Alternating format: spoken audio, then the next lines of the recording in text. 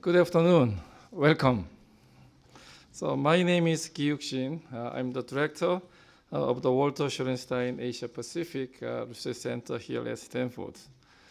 Our center and the Freeman Spogli Institute for International Studies are very honored to host Ban Ki-moon, the 8th Secretary General of the United Nations.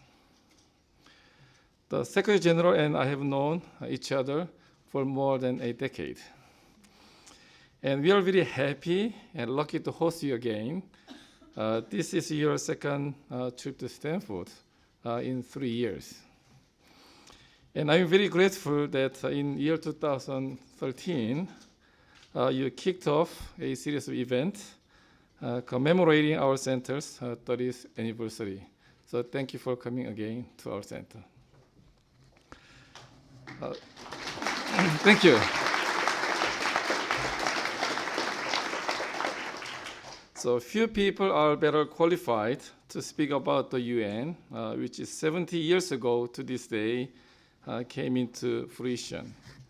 In 1945, delegates from across the world signed the charter in San Francisco, therein establishing one of the foremost international organizations.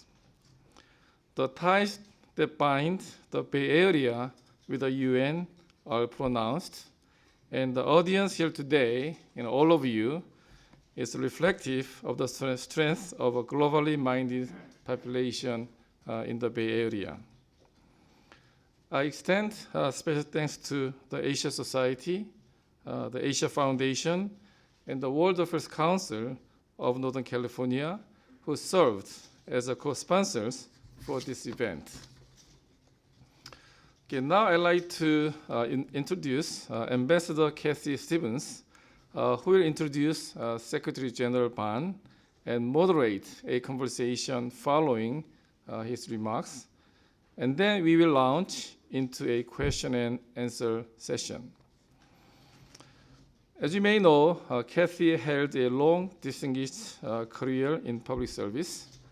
From 2008 to 2011, she was the U.S. ambassador to Republic of Korea and often cited as one of the most popular envoys ever into South Korea. So she recently returned from leading the U.S. mission in India for the first 7 months of the new Modi administration. Kathy first came to our center as a Koret Fellow in 2013, and I'm very happy to say that she will return this fall as a William Perry Distinguished Fellow in the Korea program. So please join me in welcoming Kathy to the podium. Thank you.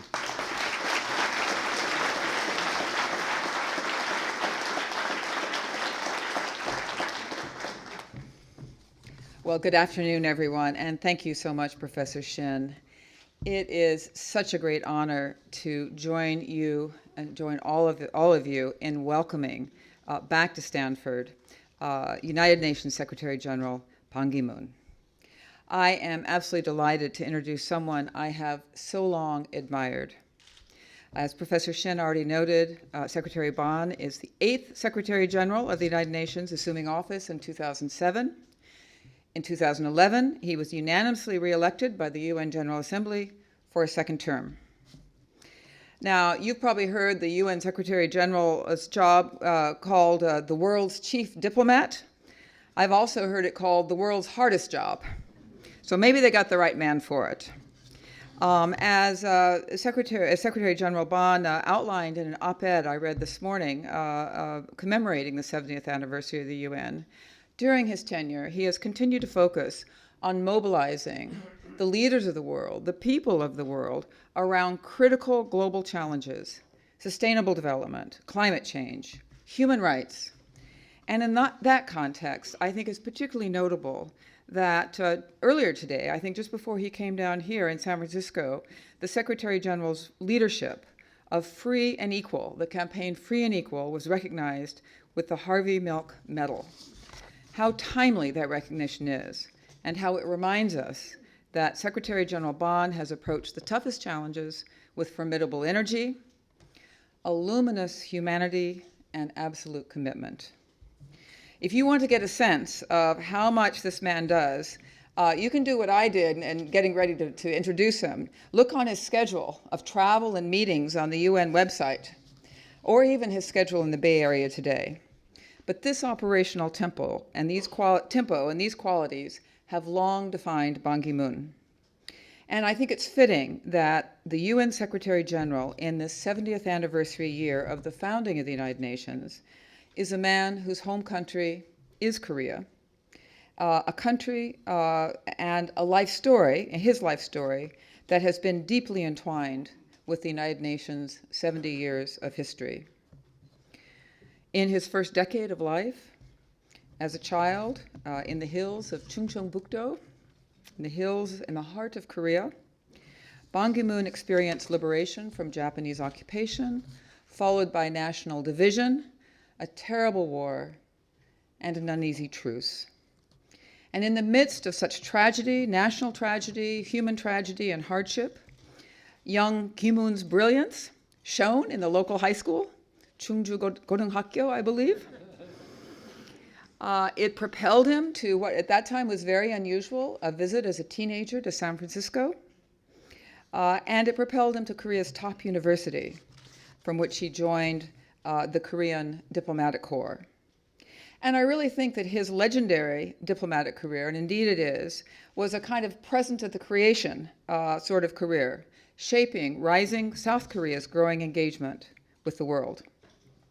Like Professor Shin, I recall meeting then Foreign Minister Ban about 10 years ago. And actually, it was at the UN General Assembly in New York. I read in the San Francisco Chronicle today that should have been in San Francisco. But anyway, it was in New York. And I was accompanying Secretary of State Condi Rice, who also shares an affiliation with Stanford, in meeting with Foreign Minister Ban. And there I saw in action a real diplomat, a real negotiator, as Foreign Minister Ban worked with Secretary Rice and the other foreign ministers to forge agreement on what became the joint statement of principles in the six-party talks. Now, while a lot of things in life and diplomacy, those principles are not fully implemented, then Foreign Minister Ban, now Secretary General Ban, has been unwavering in his commitment to a brighter future for the Korean Peninsula, one of real peace and reconciliation and a better life for all the people of the Korean Peninsula.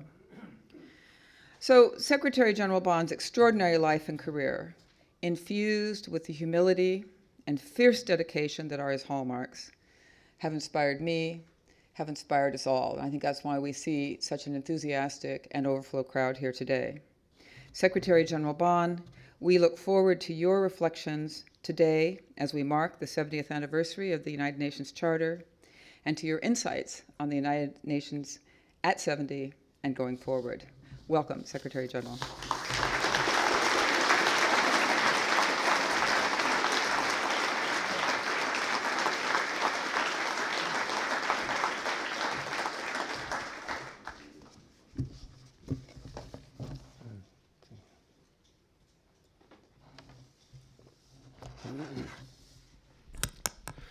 Thank you, Ambassador Shimon Kyung. That's her Korean name, Ambassador Catherine Stevens, and Professor Kyuk Shin, and distinguished faculty members. Ladies and gentlemen, it's a great pleasure for me to stand before you for a second time as the Secretary General of the United Nations. I thank Stanford University and Walter H. Shorenstein Asia Pacific Research Center for hosting this conversation. Thank you for your very kind introduction. It's a great pleasure to be introduced by somebody whom I have known and admired, and who has also shown great diplomatic skill as a U.S. ambassador to Korea during such a very difficult time. And she has been, I think there have been many U.S. ambassadors in Korea, but she is definitely the most loved and respected. She has even acquired the Korean name, Shimon Kyung. Thank you very much for your contribution. And there are many people whom I may have to recognize, but before I begin, I'd like to recognize Ambassador Kim Suk, who is now here as a fellow, with whom I have been working very, very closely in Korean government. And thank you. I hope you have become much knowledge and will use your such knowledge and academic experience when you go back to Korea. Ladies and gentlemen, I'd like to also recognize Consul General Han, who is a Consul General in San Francisco, Han Dong-man, who has come to participate in this lecture series, and I thank you very much, Consul General. I'm visiting San Francisco today to celebrate the 70th anniversary of the signing of the United Nations Charter. It was today, 70 years ago, in San Francisco, that the delegations from 51 countries, they signed such a historic United Nations Charter, which is still guiding this world in terms of human rights, development, and peace and security. While there might have been some weakness or failures or shortages in United Nations capacity delivering what has been expected, but I think United Nations has been really keeping this world much more peaceful and trying to lift billions of people out of abject poverty and trying to help promote and protect the human rights and human dignity of billions of people, otherwise whose human rights and human dignity might have been abused. Still, there are many people whose human rights are being abused, who are still suffering from poverty. That's what United Nations is doing, and that's what I am very much honored to serve as a Secretary General of this indispensable organization. Now, talking about your college, your university, you are the birthplace of household names.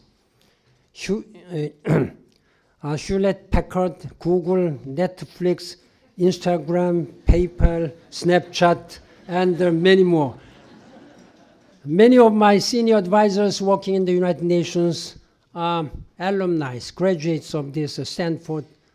Stanford name itself carries far and wide around the world.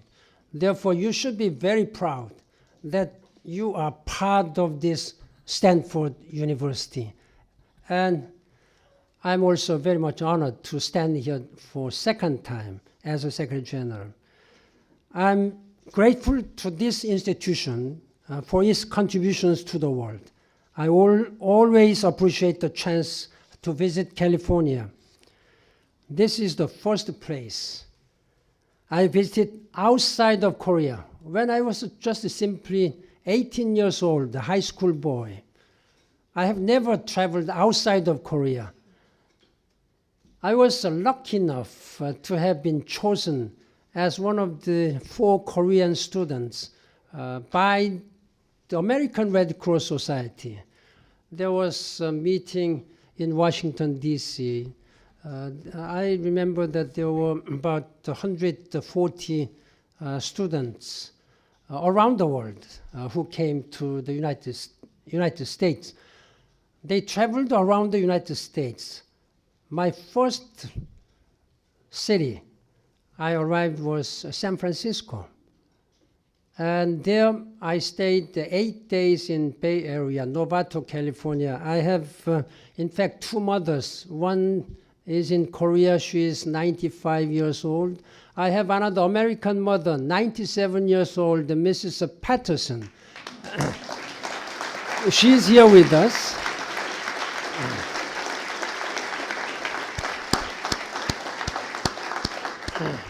And her beautiful family, my brothers and sisters and in-laws, and they are all here. Thank you for joining us today. Thank you.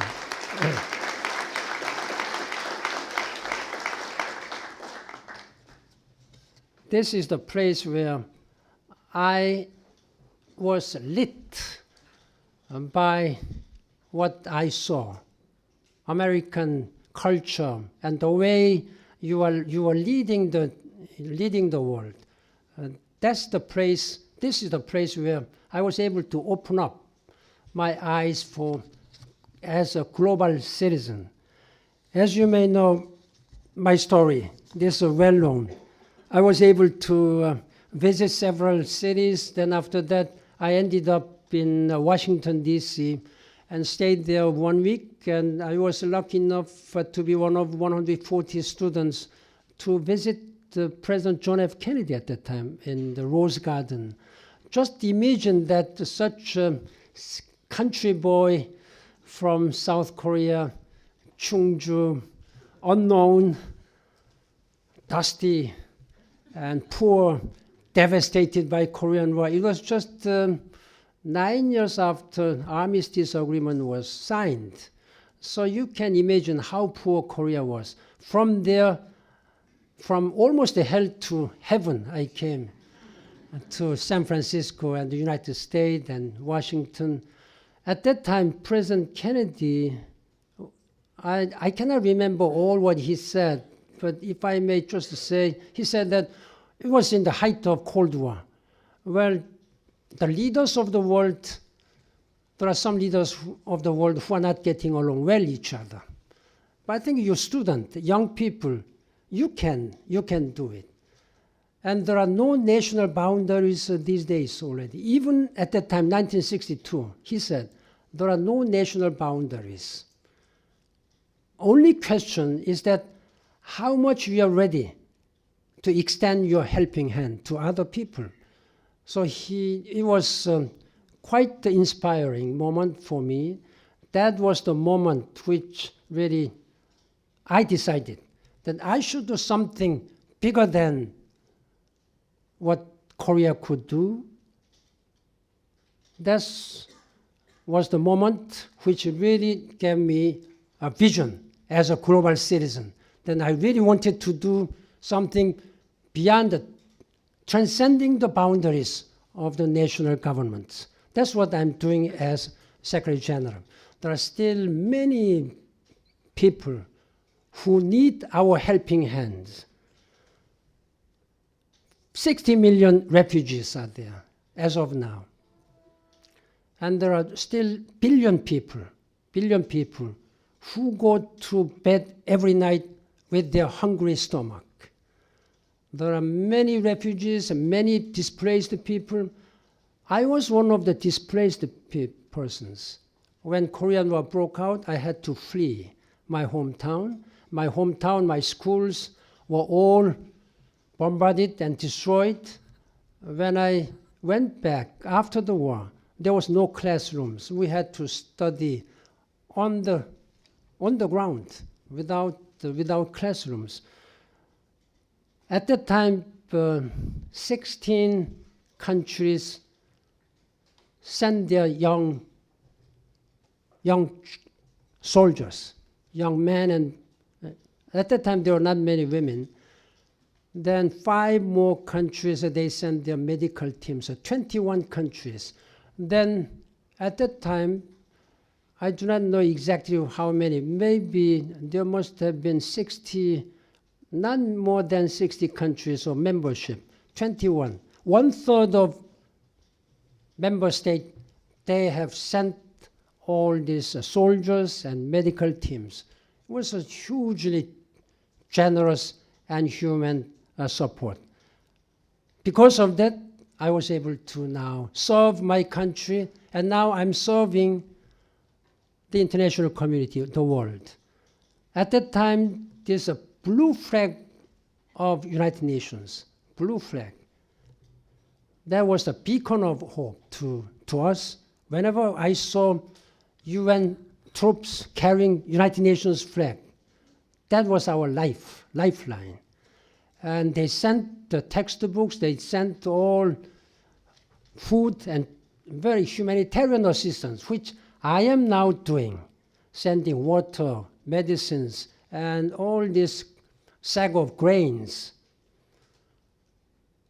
I'm sorry to say that we still have to continue to do that. What United Nations did in 1950, but we are still doing even more wars and more refugees. That really makes me humbled as a Secretary General. At the same time, that really motivates me every day and night. Whenever I wake up, get up in the morning, then I'm thinking what and how I should do better than they did for us in 1950. We are really doing our best efforts. Ladies and gentlemen, this 70th anniversary of the United Nations is a good moment. Of course, we celebrate. But this moment of celebration should give us to look beyond, rather than looking back, we have to look for the future. That's why I am here. This is a very crucial year. Year 2015 is a year for global action. The politicians, they have all some bad or good habit. They always say that this is the most important year for me, or something like this, governor, president. Why? Because this is my first year. Then let us work together. Then I, as a Secretary General, maybe I may also emphasize that this is the most important year for humanity, 2015. Why? Then 2015 is the most important year. Every year might have been important, but by any standard, by any criteria, I can tell you that this is the most important for humanity. I'll tell you why. This year, we are approaching deadline of Millennium Development Goals. This is the blueprint. The leaders at the dawn of new millennium, 2000, they presented their vision, saying that we will cut in half the people living in poverty. I think we did. We did. But because of continuing economic crisis, another 100 million people have been driven into poverty line.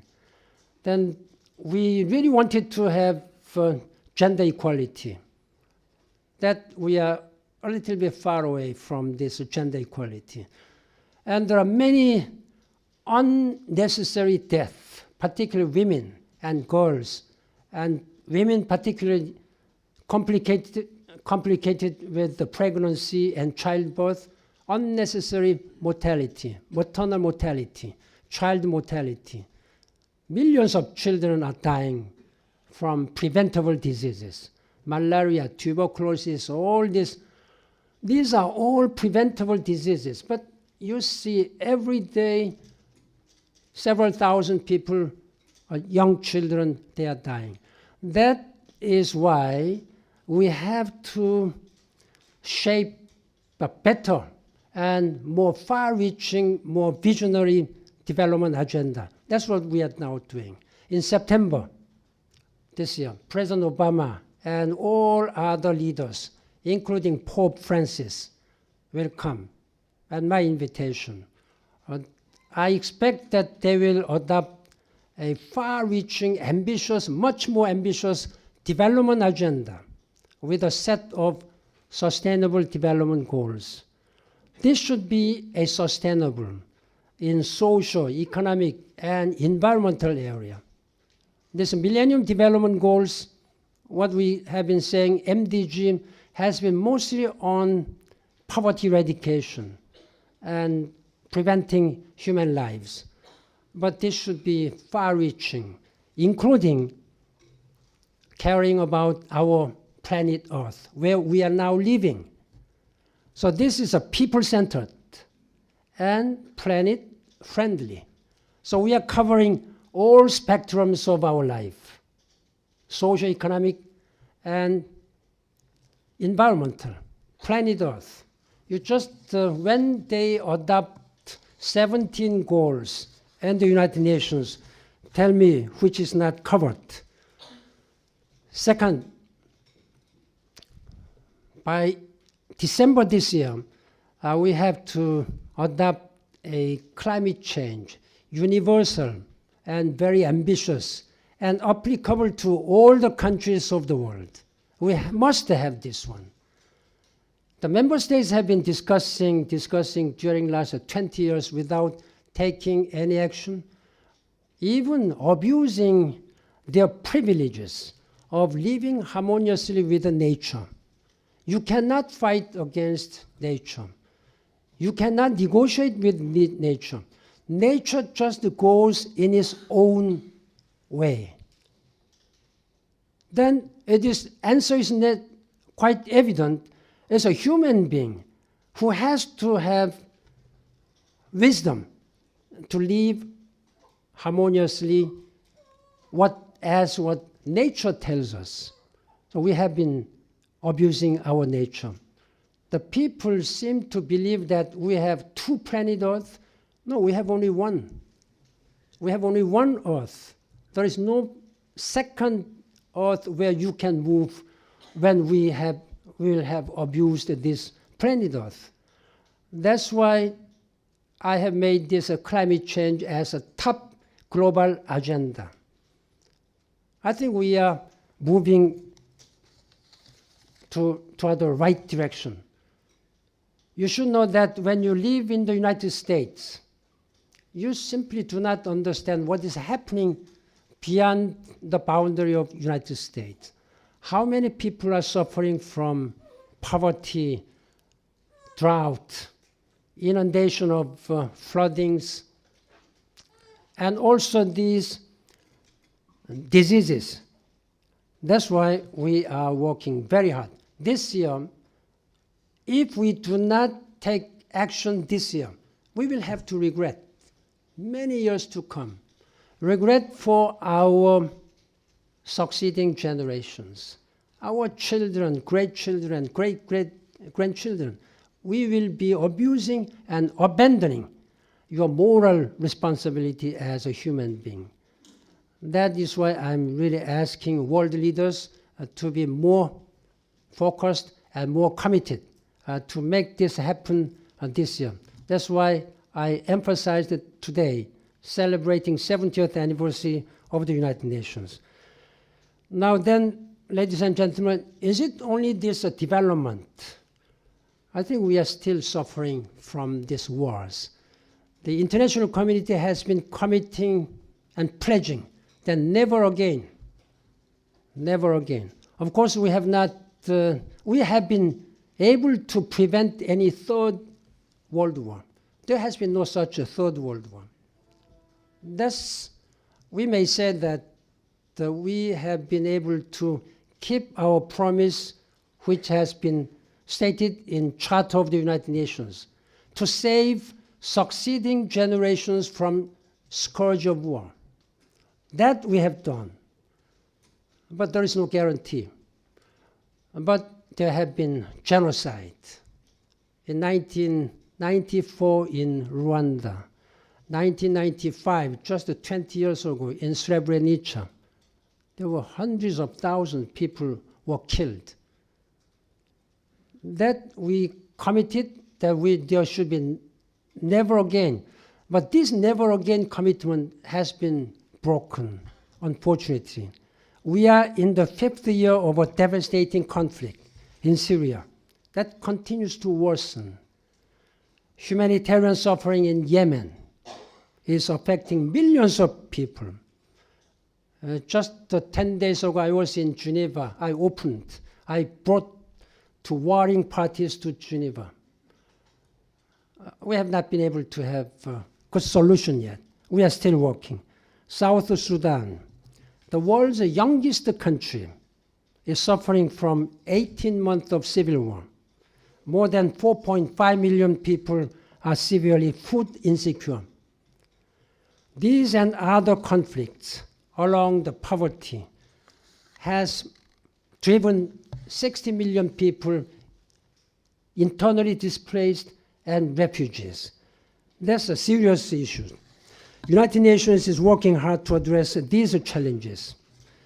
Globally, United Nations is keeping 120,000 soldiers abroad in 16 hotspots.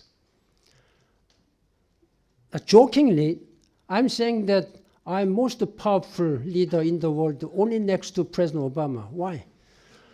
There are no country except United States who maintains more than 120,000 soldiers abroad.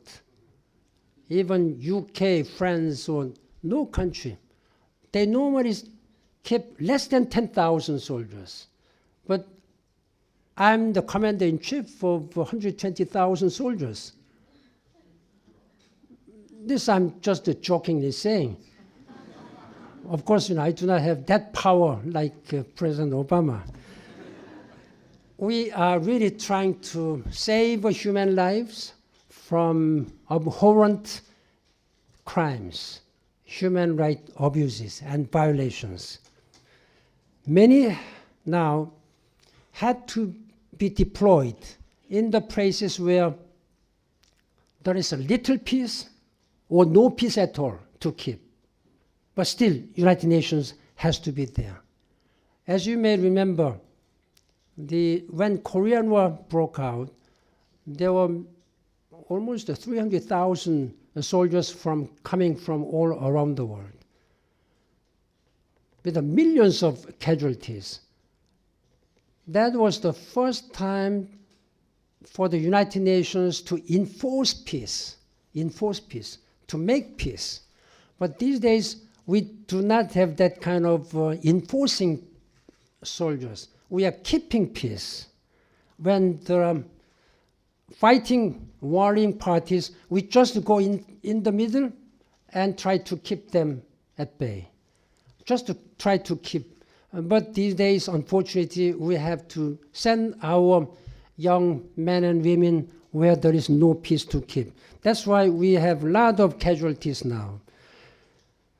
Recently, I have received a report from a high-level panel which I established how we can improve the United Nations peacekeeping operations. That I'm now still studying and will report to the General Assembly. Now there is another very troubling, very worrisome situation is happening. This is violent extremism and terrorism. This is spreading like cancer around the world. Young men and women particularly, who do not know much about all these values of human beings, are just trapped into narrative, hate narrative, and ideological narratives, and joining ISIL or Boko Haram, Al-Qaeda. This is quite worrisome. That is why United Nations takes very seriously that I'm going to present the comprehensive plan of action how we can address this extremism. You may be surprised that tens of thousands European citizens are joining this ISIL and Boko Harams. Then why are they joining this one? Then why international community has let this kind of a cancerous extremism spread? I think this is a failure of leadership, injustice, inequality, and driving all these young people to the corner where they could not find any way out. When they see just the complete despair about their future, then they become easily prey of these extremist narratives. That we have to prevent.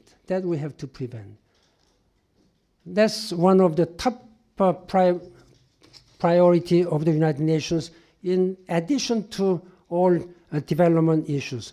When counterterrorism efforts ignore the rule of law and violate fundamental rights, they not only betray the values they seek to uphold, but can also end up further fueling violent extremism. So that's why I'm urging world leaders, particularly where we cannot see good rule of law and right-based rule of law. And when we see prevalent cases of inequality and injustices. Ladies and gentlemen, let me now, because of time limit, let me offer a few reflections of Asia and Pacific. Since this California and Stanford University has been one of the center of academics where you've been training and educating the future leaders of Asia Pacific. This is the gate to Asia Pacific. The engines of growth and economic power continue to shift with the rise of Asia Pacific region as a center of dynamism and influence. I welcome the growing global prominence and engagement of China and India, key member states and close partners of the United Nations on many of the organization's priority areas. There is also key for efforts to establish the ASEAN community among Southeast Asian 10 countries. They target to establish ASEAN community by the end of this year. I look forward to seeing regional economic integration, including free movement of goods, services, investment, skilled labor, and a freer flow of capital. Asia also faces challenges that could put at risk our goals of prosperity, stability, and dignity for all. These include competing territorial or maritime claims, political and communal tensions, and non-traditional security threats such as transnational organized crimes and terrorism. I have consistently called on all parties to resolve their disputes in South China Sea in a peaceful and amicable manner through dialogue and in conformity with international law, including United Nations Charter. It's now more important than ever to avoid actions that would provoke or exacerbate tensions. Now, Southeast Asia is also experiencing a serious migration crisis in Andaman Sea and Bay of Bengal, as people in search of asylum are being left trapped at sea. Saving lives must be top priority. I was in European Union just a few days ago, and I have gone to Mediterranean Sea with the Italian Prime Minister and European leaders to see for myself how these search and rescue operations are going on for all these migrants coming from North Africa. Now we have the same such situation in Southeast Asia. I remain very concerned at the plight of the Rohingya Muslims community in Myanmar. 3 years after the intercommunal violence in western Rakhine State, some 130,000 still remain in camps, requiring urgent humanitarian assistance. The United Nations has, through various channels, strongly urged the government of Myanmar to ensure that human rights of Rohingya Muslims and other Muslim population are fully respected, and that longer-term issues of citizenship, identity permits, work permits, and birth registration are properly addressed. In Northeast Asia, I welcome the recent reciprocal visit to the celebration receptions by the leaders of Japan and Republic of Korea, marking the 50th anniversary of the normalization of Republic of Korea and Japan relations. I'm encouraged that both countries are exhibiting a spirit of cooperation. I regret that relations between South and North Korea still remains at the low ebb. Improved relations would benefit both nations and the region as a whole. That is why I offered my visit to Kaesong Industrial Complex last month.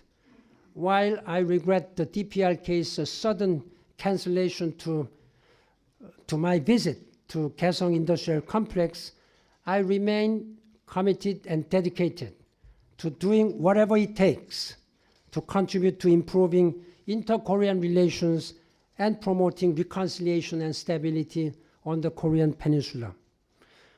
Ladies and gentlemen, we live in an age of great challenge and great opportunity.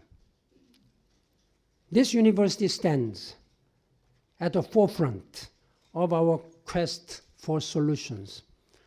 Now, commemorating the 70th anniversary of the United Nations, I'm conscious of a certain criticism that the United Nations has not been doing enough. I humbly accept that kind of criticism. But had there not been United Nations, without peacekeepers, without United Nations continuing humanitarian assistance, and without United Nations advocacy for human rights, I'm afraid to tell you that this world might have been poorer, more dangerous, even bloodier without the United Nations. But having said that, I never take it complacent. There is no such complacency when it comes to United Nations engagement and commitment. United Nations, this largest, most legitimate, universal organization, but we cannot do it alone. No country in this world, however powerful or resourceful, maybe, like the United States, you cannot do it alone. And United Nations cannot do it alone. We need a strong solidarity of all the people, government, and business communities, and civil societies, and each and every citizens like yours. We need to unite with the same purpose, to make this world better for all the people, regardless where you are coming from, whether you are coming from south or north, whether regardless of ethnicities or sexual orientations, then every human being's human rights should be supported and promoted. In that regard, I highly welcome the decision this morning by the Supreme Court to recognize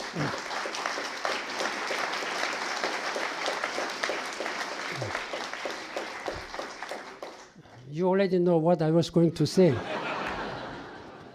This is a great step forward for human rights in the United States, and I hope that this will send a strong message far and wide to the world, where still many people with a different sexual orientation, their human rights, whose human rights are being abused and discriminated.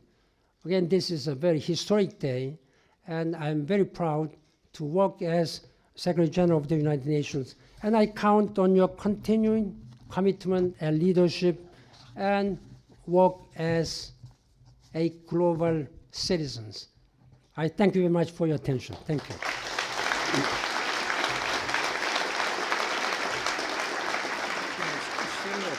Yes.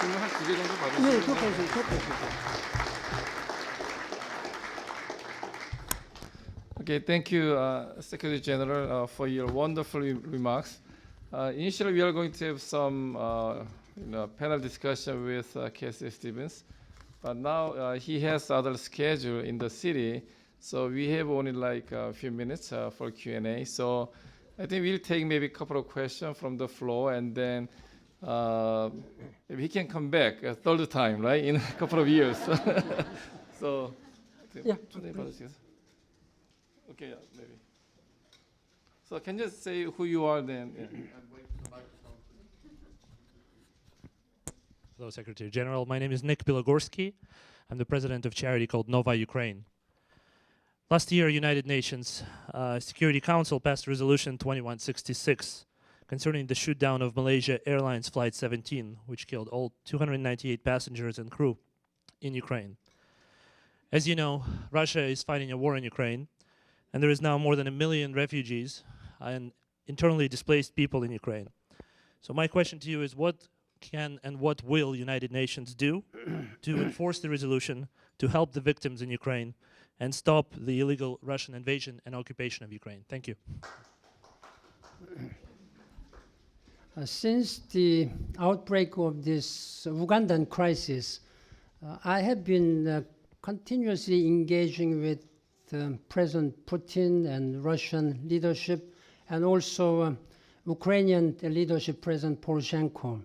And even last month, I was in Moscow and Ukraine, and I have been speaking over the phones, and I met President Putin. That was most recent, but I have been meeting and speaking with him all the times. I have been urging that all the charter provisions of the United Nations must be respected, and all these crises should be resolved peacefully through dialogue. I welcomed this Minsk agreement, which was adopted in February 12, which may not be perfect, but still it can give a good guidelines so that the parties concerned can resolve this issue through dialogue. There are some package of measures. I have been urging both parties to respect and fully implement this Minsk Accord. That is my consistent position. Unfortunately, because of the division of the Security Council, they have not been able to make some good agreement which can give some binding resolution. While this situation is going on, and while this Minsk Accord is now largely being held, I'm very much concerned that these daily violations are taking place. Still, since February, more than 400 people have been killed. And there have been a lot of people internally displaced. United Nations has been deploying human rights monitoring team and regularly reporting to the United Nations Security Council. And we have been mobilizing the humanitarian assistance who really need humanitarian assistance on a daily basis.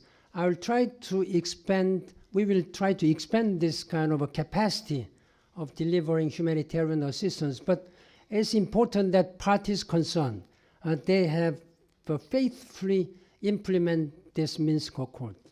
Thank you. One final question.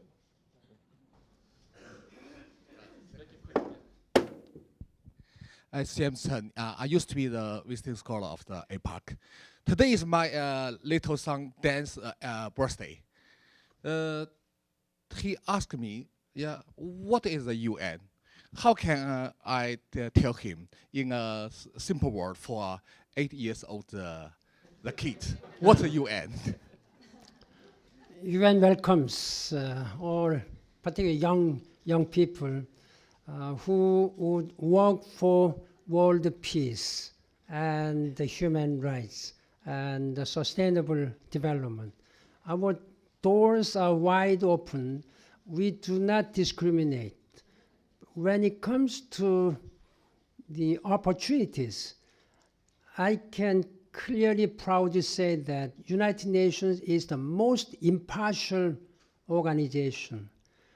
Some people may think that United Nations is neutral, but United Nations cannot be neutral. When we see abhorrent violations of UN Charter, we have to criticize. but we are impartial. Impartial. Wherever you are coming from, whatever you are doing, we open our doors, and we need to work with the young people. After all, I will soon hand over my torch as a Secretary General. But I sincerely hope that the more capable and more visionary and young generations will take charge of this world. Often we say that you are the leaders of the tomorrow, future, but the many young people have taken their leadership role already today. For example, Arab Spring has started from young people, not from leaders. Therefore, I'm asking young leaders and women take more role. And therefore, gender empowerment and how to harness the power and energy of young people, that's one of my top priorities. Thank you very much. Thank you. Okay, thank you, Secretary General. I wish we could continue our conversation, but I was informed that he has to leave for other events in the city. And once again, thank you very much for coming to our university. And then I hope that you can make third trip in a couple of years. Thank you. So have a great Friday and see you again. Thank you very much. Yeah.